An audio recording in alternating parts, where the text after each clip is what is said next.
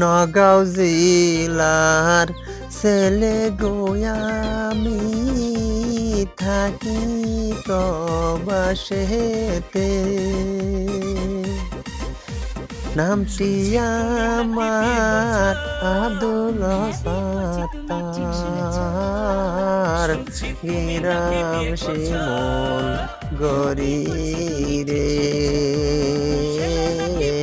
কিবা নাম তোমার কন্যা, কোথায় তোমার বাড়ি?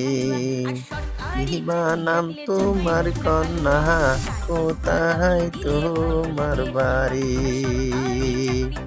কোন গ্রামে থাকো গো কন্যা, কিবা নাম তোমারি? কোন গ্রামে বাড়ি গো কন্যা?